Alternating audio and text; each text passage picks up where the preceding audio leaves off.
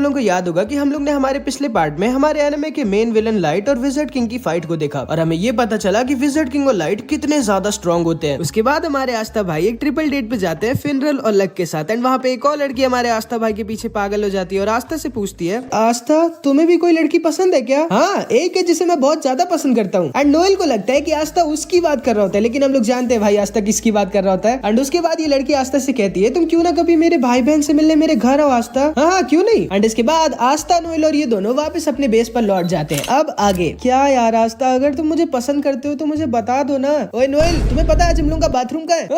कब से खड़े हो तुम यहाँ पर और नंगे क्यों हो? ओ वो क्योंकि मैं ट्रेनिंग करने के बाद नहाने जा रहा था। भागो यहाँ से। अरे नहा तो लेने देती कम से कम।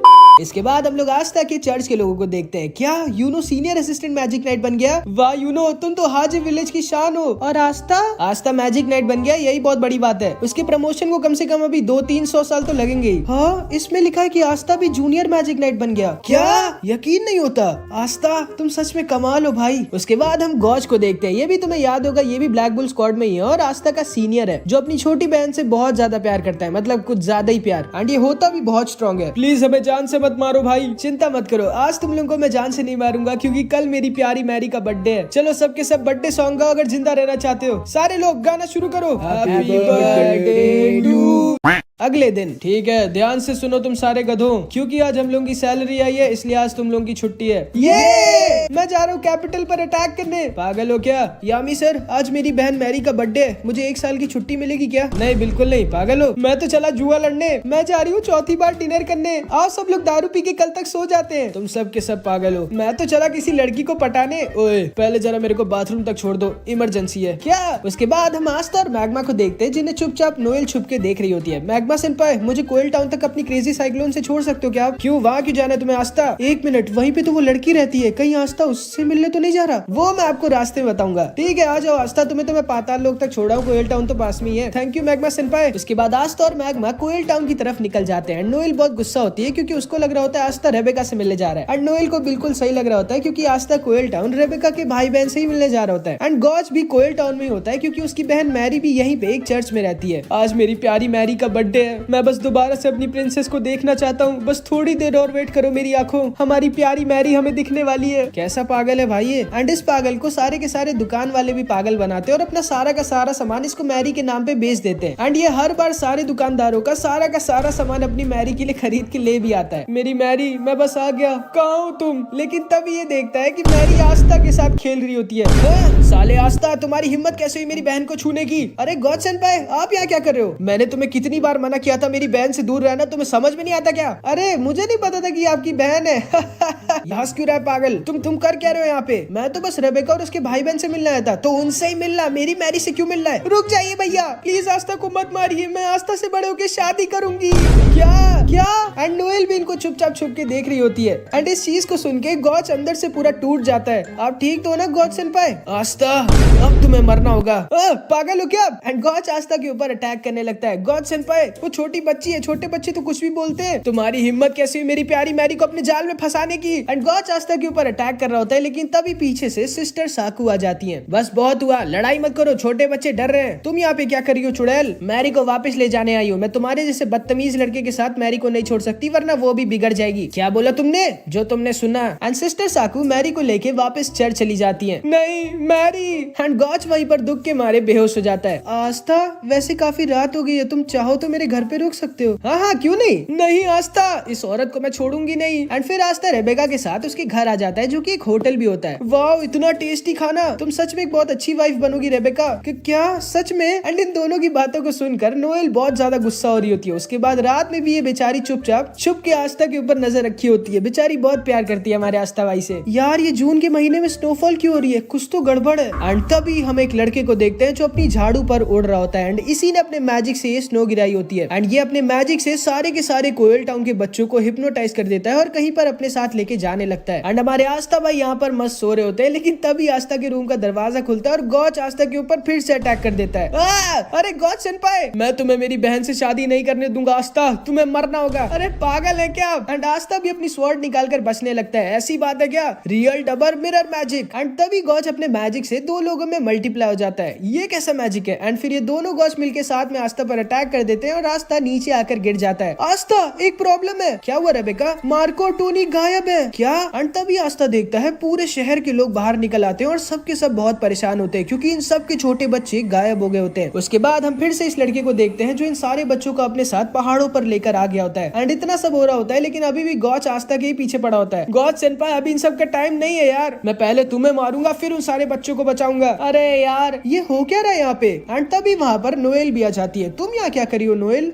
वो मैं बस ऐसे ही घूमने आई थी। आस्था, ये कौन है? ओ, ये मेरी बहुत अच्छी फ्रेंड है नोएल। एंड ये दोनों समझ जाती है कि ये दोनों एक दूसरे की राइवल है। वैसे मैंने ढेर सारे बच्चों को उधर पहाड़ की तरफ जाते हुए देखा। क्या हो रहा है यहाँ पे? क्या ये जरूर से किसी की साजिश है? ये नॉर्मल स्नो नहीं है, ये मैजिकल स्नो है। सिस्टर साकू, मैरी कहाँ है? वो भी गायब है। गॉच, क्या? अब मैं तुम्हें जान से मार डालूंगा बुढ़िया। एंड गॉच सिस्टर साकू को हवा में उठा लेता है और एक पंच मारने वाला होता है लेकिन तभी आस्था इसके पंच को रोक देता है और गॉच को उल्टा एक हेडबट मार के गिरा देता है। आपको तमीज नहीं है क्या बूढ़े लोगों से पेश आने की? तुम्हें तमीज है क्या अपने सीनियर से पेश आने की? मैं तुम्हें मार डालूंगा आस्था, लेकिन पहले मुझे मेरी प्यारी मैरी को बचाना होगा। वही तो, मेरी मैरी के पास मेरा मैजिक मिरर है। मैं उसे ट्रैक कर उसको ढूंढ सकता हूँ और उससे हम लोग उन सारे बच्चों को भी ढूंढ सकते हैं। हाँ, गजब का आइडिया है, चलिए फिर। एंड तभी रेबेका टोनी और मार्को की चिंता में रोने लगती है। चिंता मत करो रेबेका, मैं तुम्हारे भाई बहन को कुछ भी नहीं होने दूंगा। रुको, मैं भी चलती हूँ तुम लोगों के साथ। नहीं नहीं, आप रहने दीजिए। नहीं आस्था, इस बुढ़िया को हल्के में मत लो, ये सिर्फ देखने में बूढ़ी है। एंड फिर आस्था, गॉच और सिस्टर साकू निकल जाते हैं इन बच्चों को बचाने। एंड इधर हम इन सारे बच्चों को देखते हैं जिनको स्नो ने अपने मैजिक से हिप्नोटाइज करके रखा होता है। एंड ये स्नो भी एक पागल बच्चा होता है। आज से तुम सब मेरे दोस्त हो। लेकिन तभी गॉच के मैजिक की वजह से मैरी का हिप्नोसिस टूट जाता है। ये कहाँ पर हूँ मैं? तुम होश में कैसे आ गई? तुम मेरी दोस्त नहीं बनना चाहती? बिल्कुल नहीं, मैं तुम्हारे जैसे की दोस्त नहीं बनना चाहती। क्या बोला? एंड स्नो गुस्से में मैरी को मार देता है लेकिन तभी वहाँ पर बारो आ जाता है। तुम्हें समझ में नहीं आता क्या छोटे बच्चे हमारे लिए कितने जरूरी है? माफ करना भैया। एंड तभी बारो अपने मैजिक क्लास से सारे के सारे बच्चों की मैजिकल पावर देखने लगता है। ये लड़की तो बहुत स्ट्रॉन्ग है। और एक मिनट, ये लड़का, इसमें तो बहुत ही ज्यादा कम मैजिकल पावर है। ये हमारे किसी काम का नहीं है, इसको क्यों लेके आए तुम? एंड बारो मार्को को अपनी केव से बाहर ठंडी स्नो में फेंक देता है लेकिन तभी ऊपर से वहाँ पर ये तीनों भी आ जाते हैं। एंड आस्था ऊपर से मार्को को देख लेता है। गॉड सेनपाई, वो देखो नीचे एक बच्चा पड़ा है। मुझे फर्क नहीं पड़ता, मैं यहाँ सिर्फ मैरी को बचाने आया हूँ। अच्छा, कम से कम मुझे तो नीचे उतार दो। हाँ, क्यों नहीं आस्था। एंड गॉच आस्था को वही ऊपर से नीचे गिरा देता है लेकिन ये थोड़ी बहुत हाइट से थोड़ी हमारे आस्था भाई को कुछ फर्क पड़ने वाला था। तुम सच में एक राक्षस हो गॉच। हाँ, तो इस राक्षस से बच के रहो बुढ़िया। एंड सिस्टर साकू भी नीचे आ जाती है। इस लड़के के ऊपर हिप्नोटाइज मैजिक है, चिंता मत करिए। एंड तभी आस्था अपनी स्वॉर्ड से इसके ऊपर का मैजिक खत्म कर देता है। एक स्वॉर्ड जो मैजिक खत्म कर देती है, इतनी रेयर मैजिकल पावर। एंड तभी मार्को होश में आ जाता है और उसे बहुत दर्द हो रहा होता है और ठंड भी लग रही होती है तो वो वहीं पर रोने लगता है। एंड तभी सिस्टर साकू अपने हीलिंग मैजिक से इसको हील करने लगती है। ठीक है मार्को, तुम यहीं पर है ना? हम दोनों उन सारे बच्चों को बचा के आते हैं। नहीं प्लीज, मुझे छोड़कर मत जाओ आस्था, मुझे डर लगता है। चिंता मत करो मार्को, ये लो मेरी रोब। जब तक ये तुम्हारे पास है तब तक तुम्हें डर नहीं लगेगा। और तुम तो स्ट्रांग हो ना मार्को? हाँ, और हाँ भाई प्लीज इसका ख्याल रखना, ठीक है? ये मेरी जान है। ओके। एंड फिर इधर हम बारो को देखते हैं जो मशीन से इन छोटे बच्चों के अंदर का सारा मैजिक चूस रहा होता है। एंड अगली बारी मैरी की होती है और मैरी बहुत डरी हुई होती है और रो रही होती है लेकिन तभी वहाँ पर गॉच आ जाता है। मैरी! एंड मैरी की आंखों में आंसू देख के पगला जाता है गॉच। ये क्या? रोको से स्नो। एंड स्नो अपने मैजिक से गॉच के ऊपर अटैक कर देता है लेकिन गॉच बहुत ज्यादा स्ट्रांग होता है। तुम लोगों की हिम्मत कैसे हुई मेरी प्यारी मैरी को रुलाने की? बारो समझ जाता है कि ऐसे गॉच नहीं रुकने वाला, इसलिए वो अपना दिमाग लगाता है और मैरी को पकड़ लेता है। ध्यान से सुनो, अब अगर तुम जरा सा भी हिले तो तुम्हारी प्यारी मैरी को मैं प्यार से भगवान के पास भेज दूंगा। एंड इसकी वजह से गॉच वहीं पर रुक जाता है। अभी टाइम है स्नो, खत्म कर दो इसे।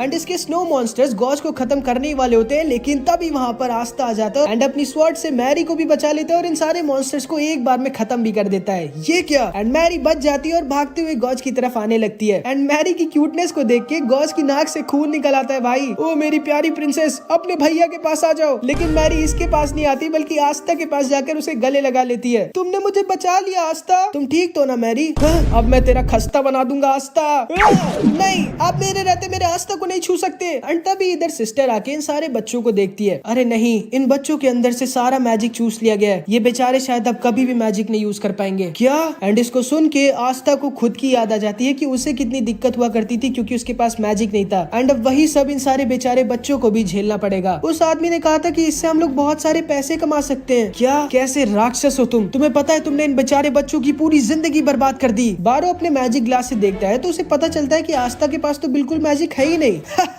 तुम जैसा वीक मैजिकलेस लूजर मेरा क्या करेगा। स्नो तुम इस पागल को संभालो, मैं इस लूजर और इस बुढ़िया को ठिकाने लगाता हूँ। एंड ये गधा हमारे आस्था भाई को हल्के में ले रहा होता है एंड आस्था एक अटैक में इसकी आंखें खोल देता है एंड ये केव की दीवार पर जाकर टकरा जाता है और एकदम शॉक्ड रह जाता है। तुमने जो किया है उसकी सजा मैं तुम्हें जरूर दूंगा। एंड तभी इधर हम नोएल को देखते हैं जो हेडक्वार्टर्स पर फोन लगाकर इन सारी चीजों के बारे में बता देती है एंड फिर सेक के ब्लैक बुल्स के पास जाता है आस्था के लिए बैकअप भेजने। लेकिन ये बेचारा गॉर्डन और ग्रे को ही देख कर डर जाता है और छुप रहा होता है। लेकिन तभी वहाँ पर यामी आ जाता है। अच्छा हुआ आप दिख गए।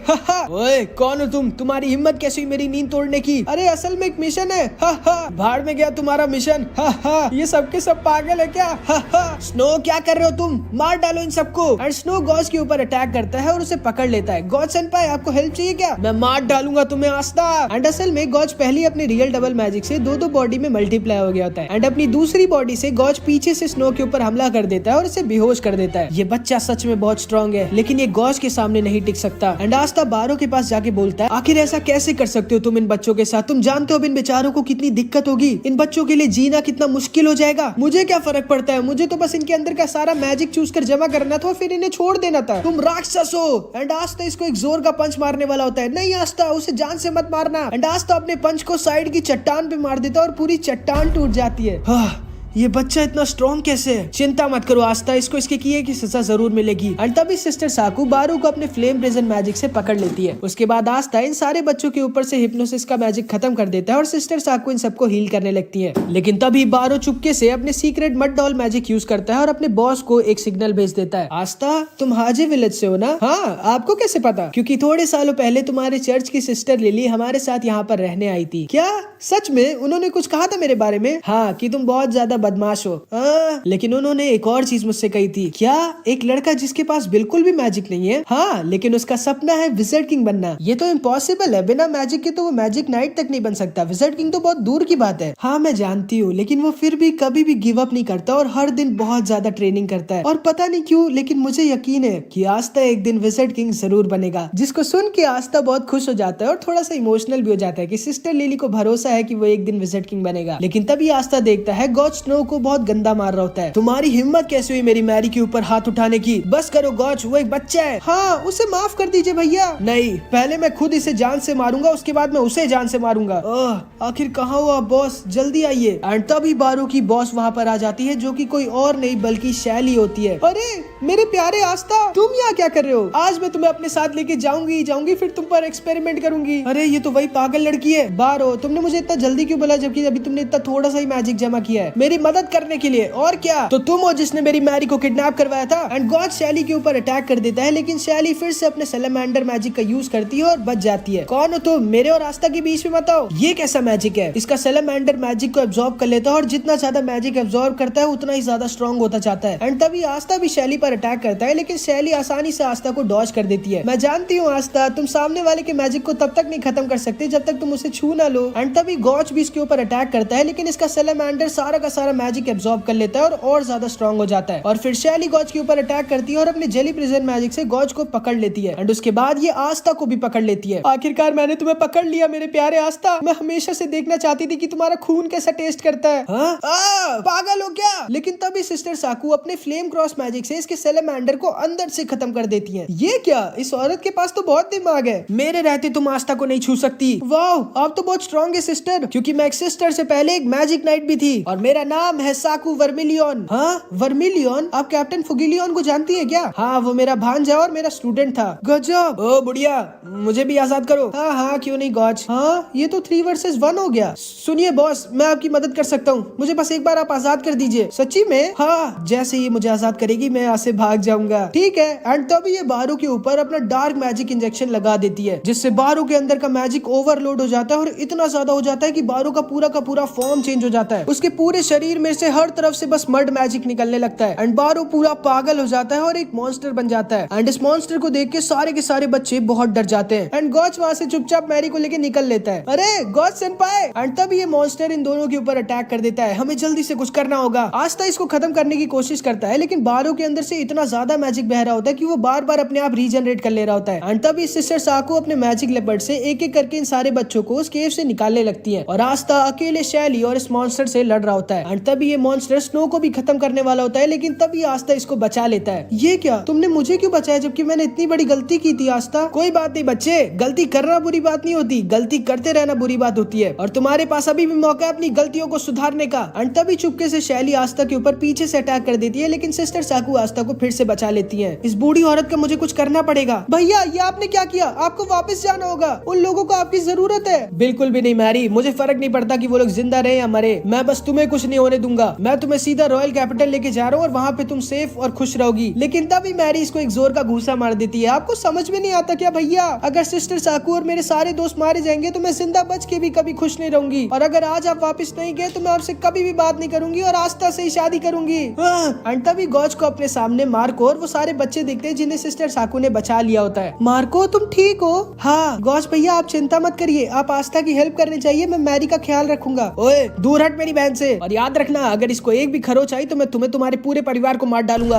आस्था ठीक तो है ना? चिंता मत करो तुम लोग, मेरे भैया बहुत स्ट्रॉन्ग है, वो आस्था को कुछ भी नहीं होने देंगे। एंड तभी गॉज वापस से आस्था की तरफ लौट जाता है। आस्था आस्था आस्था, आखिर ये सबके सब आस्था आस्था क्यों करते रहते हैं? ऐसा क्या है उस आस्था में? एंड इधर हम आस्था को देखते हैं जो अकेले इन दोनों से लड़ रहा होता है और बहुत ज्यादा थक गया होता है। सिस्टर साकू कितने बच्चे और बचे? अभी बस थोड़े से और हैं आस्था, तुम भले उन बच्चों को बचा लोगे आस्था, लेकिन खुद नहीं बच पाओगे, तुम्हारा मरना पक्का है। मैं तब तक नहीं मर सकता जब तक मैं एक दिन बन नहीं जाता द विज़र्ड किंग। आस्था पीछे देखो। एंड तभी आस्था को इस मॉन्स्टर का अटैक लगने वाला होता है, लेकिन तभी गॉज इसको बचा लेता है। अरे गॉज सेनपाई, अभी तो मैंने तुम्हें बचा लिया आस्था, लेकिन मैं तुम्हें जान से जरूर मारूंगा। अब तुम वही रहो। एंड गॉज अपना रियल डबल मैजिक का यूज करता है और अकेले इन दोनों से भिड़ जाता है, लेकिन गॉज का मैजिक इन दोनों के ऊपर कुछ असर नहीं कर रहा होता, क्योंकि इसका सैलामेंडर गॉज का सारा मैजिक अब्सॉर्ब कर लेता है और ये मॉन्स्टर बार बार रीजनरेट कर ले रहा होता है। लगता है अब और कोई चारा नहीं बचा है, मुझे अपना स्ट्रॉन्गेस्ट मैजिक यूज करना ही होगा। लेकिन तभी अचानक से मड का अटैक गॉज को लग जाता है और गॉज नीचे आकर गिर जाता है। एंड फिर ये मॉन्स्टर एक और बार गॉज पर अटैक कर देता है और इसका अटैक गॉज को बस खत्म करने ही वाला होता है। नहीं मैं ऐसे नहीं मर सकता, मुझे मेरी मैरी का बर्थडे मनाना है। एंड फिर हम गॉज के पास्ट को देखते हैं कि कैसे जब वो बच्चा था तब उसके खुद के चाचा चाची ने पैसे के लालच में गॉज के मम्मी पापा का एक्सीडेंट करवा दिया था और गॉज और मैरी को उनके खुद के घर से ही निकाल दिया था। एंड तभी से गॉज का दुनिया के सारे लोगों के ऊपर से भरोसा उठ गया होता है एंड वो अपनी पूरी जिंदगी बस अपनी छोटी बहन का ख्याल रखने का ही प्रॉमिस करता है, चाहे उसके लिए उसको कुछ भी करना पड़े। माफ करना मैरी, अब शायद मैं तुम्हारा बर्थडे नहीं मना पाऊंगा। लेकिन तभी आस्था आकर गॉज को बचा लेता है। ये क्या, इसने मुझे क्यों बचाया? गॉज सेनपाई आप ठीक तो? मेरे पास एक प्लान है, आप मुझे न मरने दो, मैं आपको नहीं मरने दूंगा।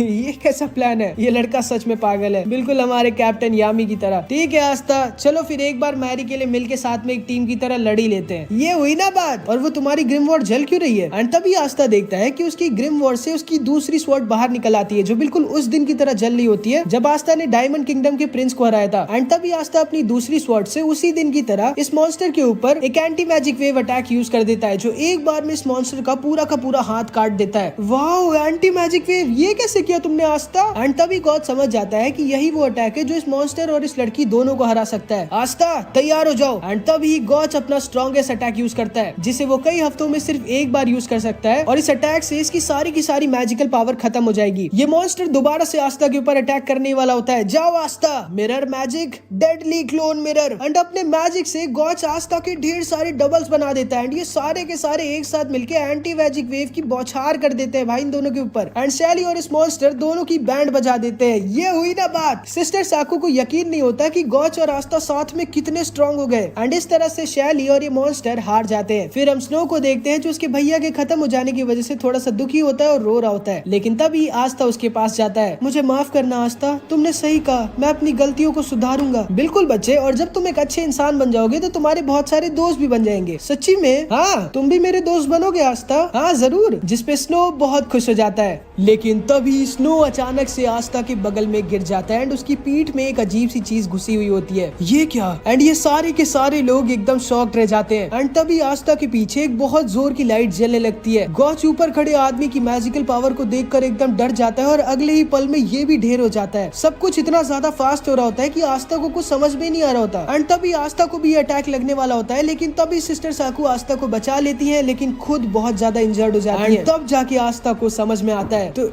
तुम तो। एंड आस्था के सामने खड़ा होता है आई ऑफ द डार्क सन का लीडर, हमारी एनिमे का मेन विलेन लाइट, जिसके पास यूनो की तरह एक 4 लीफ ग्रिमवॉर होती है। एंड यहाँ पर हमारी एनिमे का पार्ट 9 खत्म हो जाता है। एंड चिंता मत करो भाई, तुम लोग इस बार तुम्हारे 1000 कमेंट्स आ जाएंगे, तो कुछ भी कमेंट जरूर से कर देना। एंड मैं बता दे रहा हूँ भाई कि नेक्स्ट पार्ट बहुत ज्यादा मस्त होने वाला है, तो इसीलिए तैयार रहना। मिलते हैं अगली वीडियो में, तब तक के लिए अपना ख्याल रखना। Bye bye.